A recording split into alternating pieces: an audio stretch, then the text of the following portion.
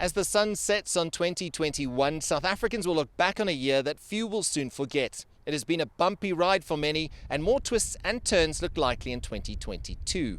The COVID-19 pandemic has consistently dominated headlines, from second, third and fourth waves to highly debated bans on the sale of alcohol, unrelenting travel restrictions to the uncovering of irregular procurement tenders, one that led to the ousting of the Minister of Health.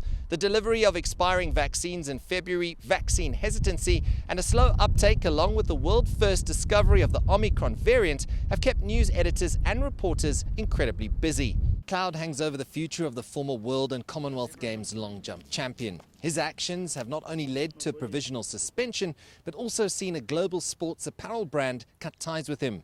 He now needs to convince the integrity unit of World Athletics that he had a valid reason for missing the test, will face a 2-year ban, which will certainly spell the end of a checkered career for the man who claimed silver in Rio. Sias du Plessis, CGTN, Pretoria. The mood amongst the people of the Republic of South Africa is upbeat following the government's latest decision to ease some of the restrictions. The scrapping of the midnight curfew and the controversial alcohol sales ban has seen spirits lifted of the citizens of the Rainbow Nation, as the focus shifts onto a new year after a rather demanding 12 months.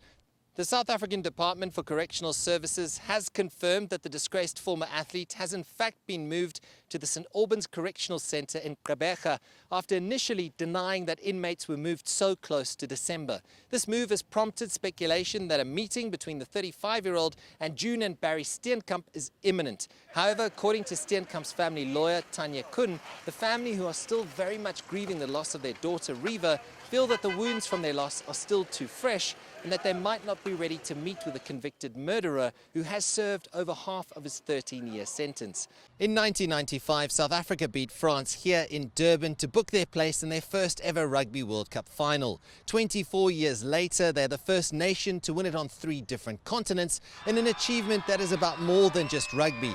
The reigning 400-meter world record holder continues to mention the quiet storm in his social media posts in the build-up to the 2021 Olympic Games, and the anticipation around his title defense in Tokyo is very much like the thunderstorm building up behind me, full of energy, buzzing with electricity and a threat to the 43-second barrier. Sias du Plessis, CGTN, Potchefstroom, South Africa. To come.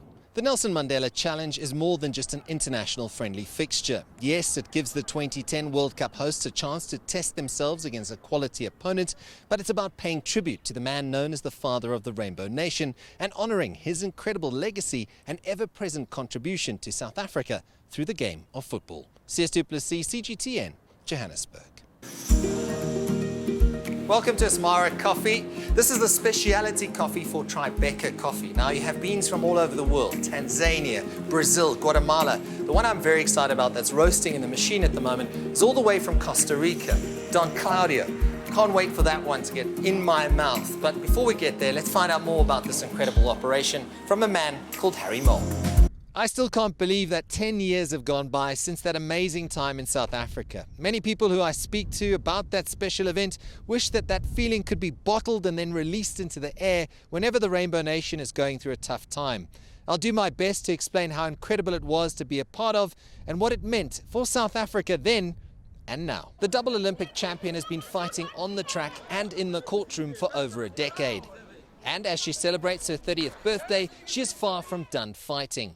It will, however, require an enormous amount of energy, patience, and over $1 million to continue the fight. But the indomitable track star is not backing down as she fights for one last golden Olympic performance in Tokyo. Sias du Plessis, CGTN, Johannesburg. As they say, the proof is in the pudding. Harry, you've been a star. Thank you very much. Let's give it a try. Oh, talk about an emotional connection. I'm in love. Wherever you are in the world, I know you love your coffee. This is to you. Cheers.